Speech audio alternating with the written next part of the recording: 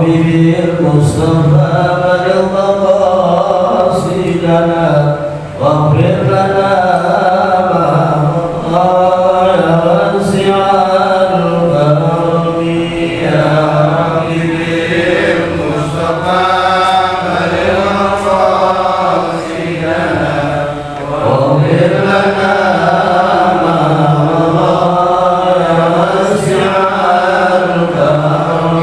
السلام عليكم ورحمة الله وبركاته.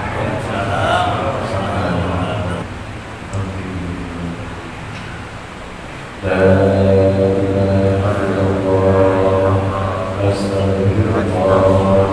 اللهم صل وسلم على سيدنا محمد وعلى آل سيدنا محمد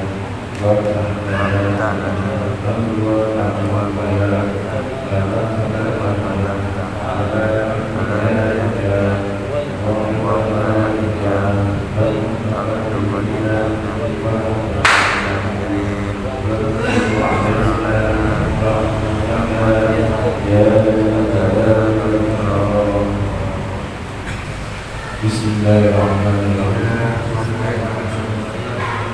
Al-Qamdisu Hutbatani Qawla Salam Wahuduna Khomsatu Alhamdulillah Ta'ala Wa salatu ala Rasulullah Sallallahu alaihi wasallam Wa wasiyatu bil-fatwa Wa dajibu Haji salah satu Hutbatani. Bismillahirrahmanirrahim. Wassalatu wassalamu ala Rasulillah. Al-Khamsu syarat sahnya sholat Jumat yang kelima khutbatani adanya dua khutbah qabla sholati sebelum sholat. Di samping syarat yang kelima ini ya maka harus terpenuhi daripada syarat dari pertama masuknya waktu sholat zuhur, syarat yang kedua dilakukan sholat Jumat itu di dalam kota atau di tengah kampung yang ada penduduknya.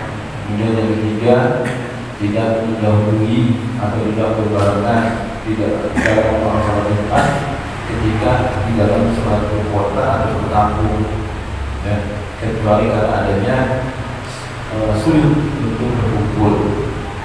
Kemudian yang keempat dilakukan berjamaah.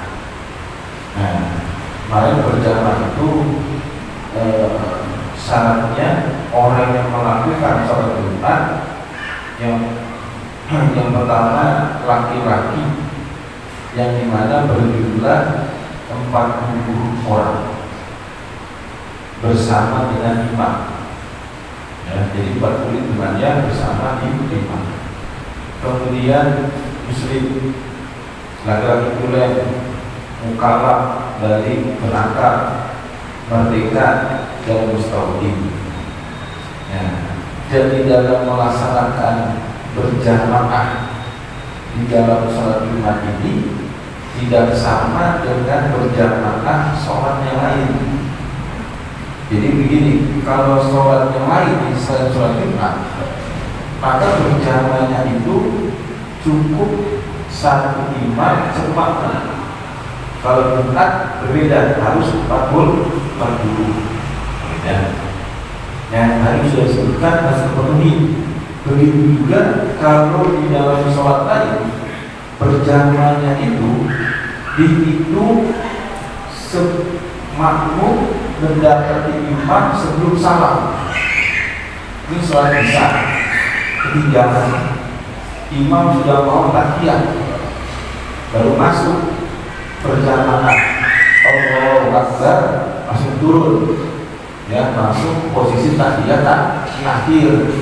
Nah, apakah itu dikatakan berjamaah? Iya, berjamaah. Dapat enggak kalau berjamaah? Iya, dapat. Berbeda dengan sholat Jumat. Kalau sholat Jumat dihitungnya bukan tahiyat akhir, tetapi mendapati satu rakaat bersama imam. Ya, satu rakaat bersama imam. Kapan seorang makmum mendapati satu rakaat bersama imam? Ketika makmum mendapati imam sedang dalam keadaan ruku. Seperti contohnya, ini makmum terlambat sholat Jumat. Rakaat pertama sudah selesai. Ini imam lagi ngerjain sholat rakaat kedua. Tetapi imam sudah keburu ruku i'tidal. Ruku beritidal. Ini bermasuk. Berarti dia mendapati imam dalam keadaan i'tidal, atau dalam keadaan sujud, atau dalam keadaan tahiyat akhir. Nah, maka itu tidak dikatakan sebagai melaksanakan sholat berjamaah. Berarti kalau dia tidak dikatakan sholat berjamaah, maka sholatnya harus artinya sholatnya bukan sholat Jumat 2 rakaat, berubah dirinya sholat zuhur. Otomatis tuh langsung berubah. Yang tadinya dia yang sholat Jumat, karena dia tidak mendapatkan satu rakaat bersama imam, maka dia otomatis melaksanakan sholat zuhur tanpa niat lagi di melaksanakan. Berarti sholatnya 4 rakaat. Gitu ya.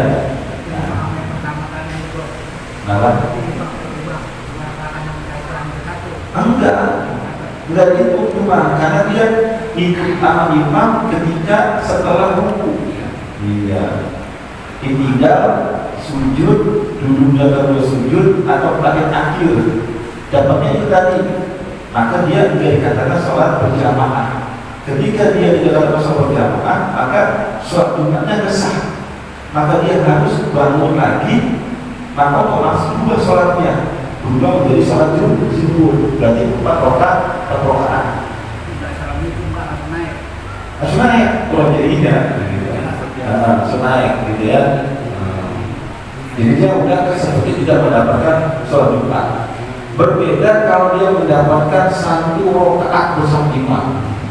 Dia lambat, imam lagi rakaat kedua, lagi baca Fatihah, masuk. Nah, itu dapat itu mah.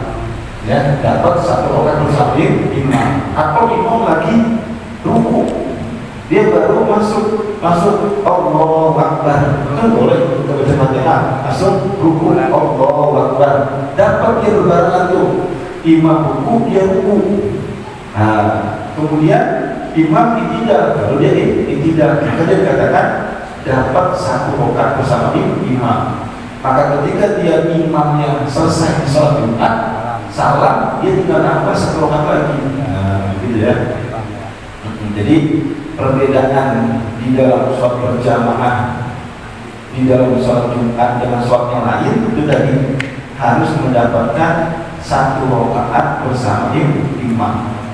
Dan itu hitungannya kalau tidak mendapatkan 1 rakaat berarti tidak dikatakan berjamaah. Meskipun tadi dapatnya imam dalam keadaan i'tidal, sujud atau tahiyat akhir, mungkin tetap dikatakan tidak mendapatkan sholat berjamaah. Kalau saat sholat Jumat baru 1 rakaat, ternyata kita batal, apakah itu sudah dapat hitungan Jumat? Ya. Bentuk mau jadi. Iya. Lagi sholat Jumat batal, jadi terusin, kudu lagi. Kemudian iya, gabung bersama imam. Ketinggalan imam sudah selesai sholat Jumatnya. Terus bagaimana? Sholat zuhur. Iya, sholat zuhur. Tidak dapat. Ya, tapi ingat, ketika kita dikatakan tidak mengerjakan sholat Jumat karena uzur itu sebab karena batal ketinggalan berjalan sholat Jumat dengan imam, maka berdosa. Berbeda kalau kita sengaja tanpa uzur sholat Jumat, hari Jumat nggak mau datang ke masjid, nah gimana musuh aja rusak namanya meninggalkan Jumat tanpa uzur. Itu tadi ya, syarat daripada yang keempat di dalam melaksanakan sholat Jumat itu harus berjamaah. Ya, di samping tadi yang sudah disebutkan syaratnya harus 40 muslim, laki-laki boleh, mukallaf, merdeka berakal, merdeka balik berakal, kemudian merdeka, kemudian mustaqim. Ya. Ini kalau mustaqim yang mensahkan sholat Jumat. Tapi kalau mukimin wajib di dalam melaksanakan sholat Jumat, gitu ya. Kemarin sudah kita bahas tuh tentang mustaqim dan mukimin. Kemudian syarat yang kelima adalah melaksanakannya 2 khutbah sebelum sholat. Maka wajib ya di dalam sebelum sholat Jumat itu harus diadakan 2 khutbah yang dimana ya di dalam 2 khutbah ini mempunyai daripada rukun-rukun dan syarat-syarat di dalam melaksanakan 2 khutbah. Nah, wa fi'luhuma fardu atau fardu di dalam 2 khutbah. Satu ada 5. Artinya bisa juga dikatakan rukun-rukun 2 khutbah ada 5. Alhamdulillah ta'ala. Yang pertama mengucapkan kalimat alhamdulillah. Boleh innal hamdalillah, boleh. Yang penting ada kalimat hamdu. Enggak boleh diganti dengan kalimat lain meskipun maknanya hampir sama. Seperti kalau hamdu artinya segala puji, ya segala puji ya Allah. Boleh kita ganti dengan asyukurulillah, bersyukur kepada Allah. Enggak boleh. Ya, meskipun dari itu kalimat syukur hampir sama dengan alhamdulillah. Ya. Jadi ini tuh jadi khotib nih. Ya, harus ada kalimat di awal dengan alhamdulillah atau innal hamdalillah. Enggak boleh ganti dengan kalimat lain. Kemudian syarat yang kedua, rukun yang kedua, wassalatu ala Rasulillah sallallahu alaihi wasallam. Itu shalawat atas Rasulullah SAW, mengucapkan salawat atas Nabi di dalam 2 khutbah. Ini tadi hampir sama 2 khutbah. Yang pertama dan yang kedua. Baca salawat sama juga harus ketika khutbah pertama dan kedua. Di dalam kalimat salawat ini tidak boleh diganti dengan kalimat lain, harus sallallahu as-salatu ala nabi, ya, sallallahu ala Muhammad, ya, sallallahu ala Muhammad atau as-salatu ala nabi, ya. Nggak boleh diganti dengan kalimat lain seperti rahimallahu Muhammadan. Kan salawat itu kan kalau pada Nabi Allah pada nabinya itu rahmat. Bagaimana? Rahimallahu Muhammadan. Allah berrahmat kepada Nabi Muhammad. Boleh nggak? Nggak boleh. Ya, harus as-salatu ala atau as-salatu ala nabi, ya. Atau Allahumma sholli ala sayyidina Muhammad. Harus ada sholinya tuh, as-salatu atau sholli, ya. Jadi kebanyakan ini kadang-kadang khotib ketika dia mengucapkan kalimat syahadat, asyhadu an la ilaha illallah wa asyhadu anna Muhammadar Rasulullah, lupa salawatnya, ya, lupa salawat. Dia kira baca asyhadu anna Muhammadar Rasulullah itu sama dengan salawat, padahal beda itu lah. Tidak ada kalimat as-salatu atau Allahumma sholli, nggak ada, atau sallallahu ala Muhammad, nggak ada, ya. Jadi harus bisa membedakan antara kalimat syahadat dengan kalimat salawat. Ini pernah saya menemui khotbah begitu.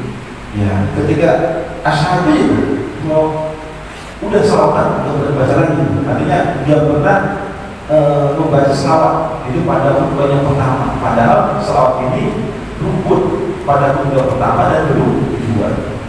Ya. Dan di dalam selawat ini tidak disyaratkan menyebutkan nama Nabi, cukup sallallahu alaihi.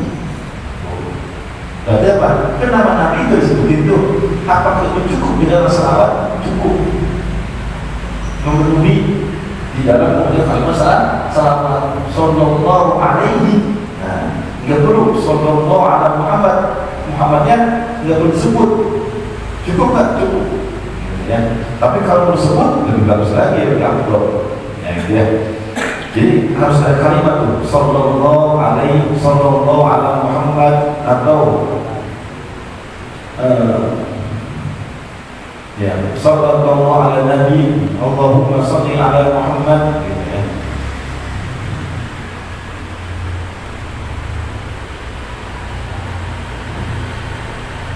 Dan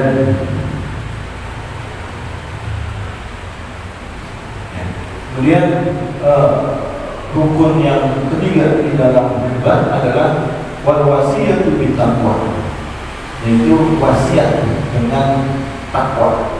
Usikum, nah itu ya. Jadi jangan sampai lupa tuh, akan daripada mengingatkan, akan daripada bertakwa kepada Allah.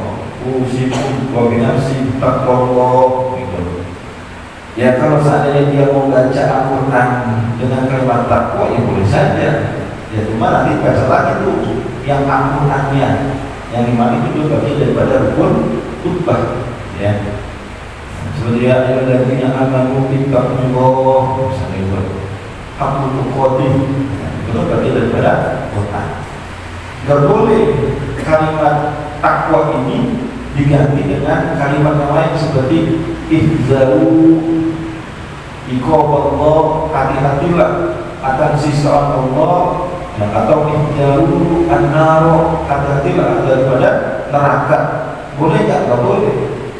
Ya, meskipun itu menjurus akan daripada ketakwaan kita. Takwa itu kan mematuhi perintah Allah dan menjauhi daripada larangan Allah. Ya. Maka harus mengkalimat taqwallah. Ya.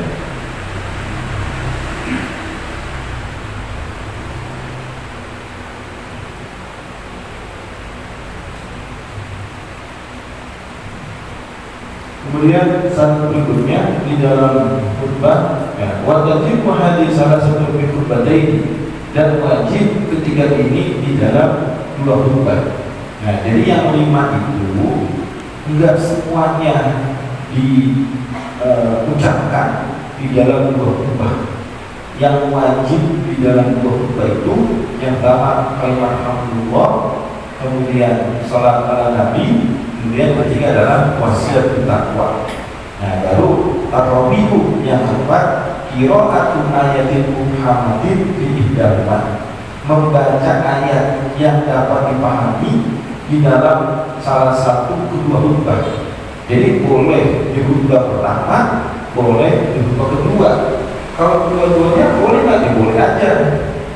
Nah, yang penting dua khutbah tersebut menyebutkan satu ayat yang sekiranya bisa dipahami oleh jamaah. Ya.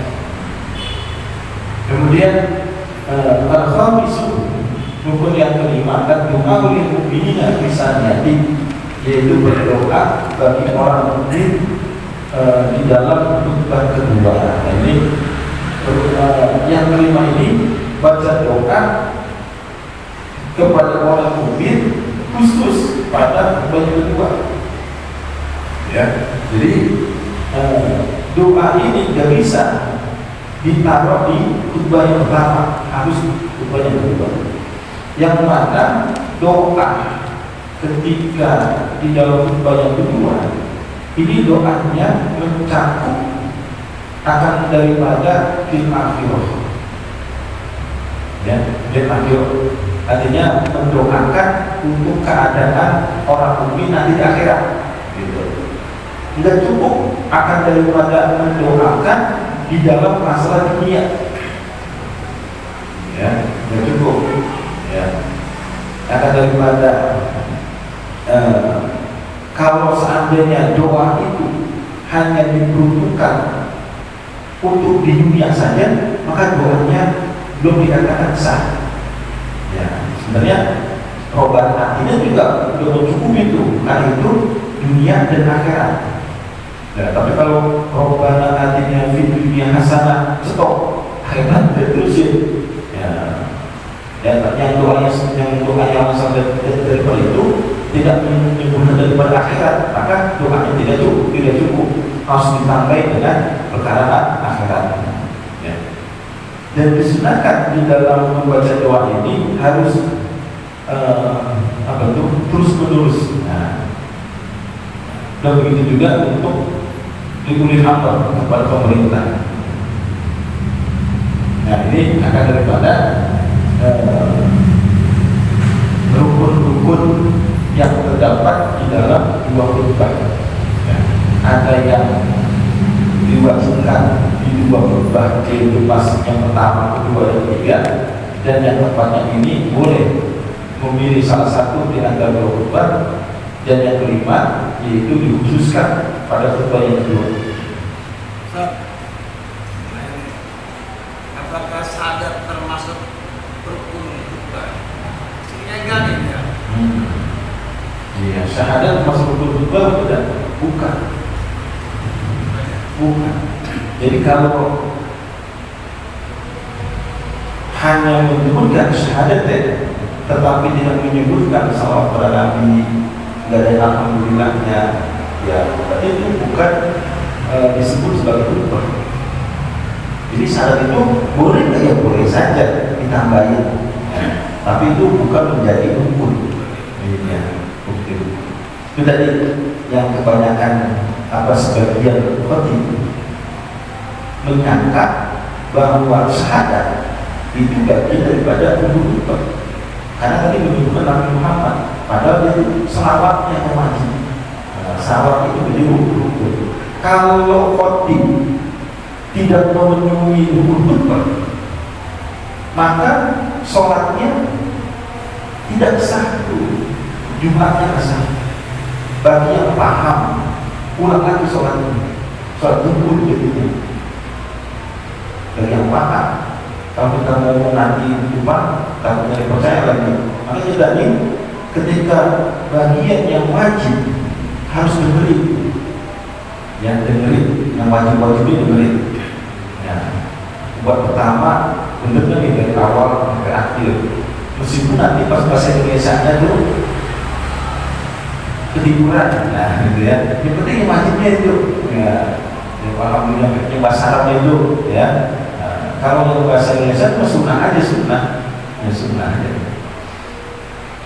Begitu dengan khutbah yang kedua, yang wajib-wajibnya harus didengerin. Ya. Jadi, ini kurang ini. Padahal kalau saya pribadi, setiap Jumat itu alhamdulillah dia benar. Karena sering menemuin khotib yang kekurangan di dalam khutbah. Itu saya ulang lagi sholatnya. Sholat Jumat ikut, karena saya masih yakin bahwa ini kurang besar khutbahnya, berarti sholat Jumatnya tidak sah. Saya sholat lagi sholat zuhur. Khutbah Jumat dua itu termasuk dua sholat, termasuk sholat zuhur dibagi dua ya, maksudnya ya. Sholat Jumat 2 rakaat, termasuk 4 rakaat itu khutbah. Yeah. Waktu semua nggak boleh ngomong, nggak boleh ngapa, itu kan bicara. Waktu khutbah bicara itu seolah-olah kan lagi sholat kita ya. Iya. Yeah. Pendapat sebagian ulama itu khutbah itu dikatakan seperti sholat zuhur 2 rakaat, pendapat lain berbeda. Ya, cuma itu bermasalah nanti ketika tayamum. Kalau itu dikatakan sholat Jumat adalah bagian dari khutbah Jumat, adalah bagian dari sholat Jumat, satu paket, maka cukup dengan satu tayamum. Kalau yang mengatakan itu berbeda, khutbah berbeda, sholat Jumatnya berbeda, maka tayamumnya 2 kali. Tayamum sinoptiknya nih, tayamum mau khutbah, tayamum mau sholat. Itu menjadi masalahnya. Kalau seandainya ketika khutbah kemudian jamaah ada yang ngobrol, main HP, main tasbih ini boleh nih, main tasbih tadi komitmen di atas itu namanya lagu, artinya kosong, tidak ada pahala meskipun ada sholat Jumat biasa. Nah, maka kita harus memperhatikan tuh perkara-perkara yang tidak diperbolehkan ketika khotib sedang di atas mimbar. Mereka tasbih tak boleh. Jangan dikira, mungkin baik jikilan suara-suara padahal khotib lagi ceramah, tak boleh. Ya boleh saja berarti boleh saja berarti. Yang mulutnya yang boleh, ya bicara, ngobrol. Bahkan kita ada orang yang lagi ngobrol di dalam diam itu sama nggak boleh. Boleh dari gimana kita dengan musik. Ya. Jadi kalau mau memperingatkan sebelum khotib dimulai, ini jamaah jangan berbisik, kalau khotib dari atas, ini dan sudah ini bukan selesai. Nah, jadi itu kembali kepada kita masing-masing dan ketika khotib berada di atas mimbar. Orang yang ditugaskan boleh membaca tidak ya? Ada dari informasi anak berisik kan jagain dia berisik pas sudah pemerintah dia marah termasuk dia makan di berita Iya, boleh. terus dah masuk ke boleh Ya, boleh. Pengurus juga. kembali saja. Iya.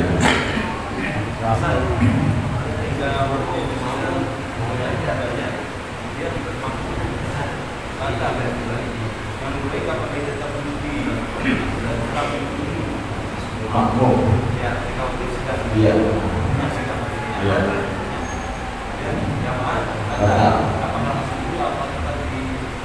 Langsung duduk. Karena mendengarkan betul-betul dapat ibadah. Tahan boleh. Rukun-rukun dua khutbah ya, yang harus para khotib perhatikan, jangan sampai ini yang rukun ini terlewatkan. Karena ini taruhannya sholat Jumat tuh. Kalau khutbahnya tidak sah, kurang daripada rukunnya, maka nanti sholat Jumatnya juga tidak sah. Tanggung jawab. Kalau misalnya ragu-ragu kita mengucapkan kalimat yang tadi rukun-rukunnya itu, tidak apa-apa, pegang aja dengan teks biar kita yakin. Kita kalau ceramahnya juga kita biasa gitu. Nanti ketika baca khutbah lagi yang rukunnya, apa dia yakin bahwa semua rukunnya sudah terpenuhi. Ini orang kadang-kadang mau ngapa, tapi ketika dia berdiri di mimbar ada yang dia ucapkan, dunia ada yang ucapkan itu ya. Nah, jadi merasa kayak mudah, padahal ada juga yang mendengar makmum ini kurang hukumnya. Nah, bagaimana bagi yang paham ya ulang lagi daripada sholat dulu si khotibnya tanggung jawab gitu ya. Jawab saya ya, kalau seandainya jadi khotib kemudian ada pengurus masjid yang menegur, tadi ustaz yang kelewatan, ya jangan tersinggung jangan. Tadi kita orang banyak orang punya orang. Kalau dari sengaja ya tidak usah. Makanya ya itu tadi untuk meyakinkan kita ketika jadi khotib semua terpenuhi kita hukumnya, terutama hukumnya ini ya bolehlah pakai teks. Artinya biar yakin atau kita hafal benar memang hafal benar. Jangan sampai ada satu pun rukun ini terlewatkan.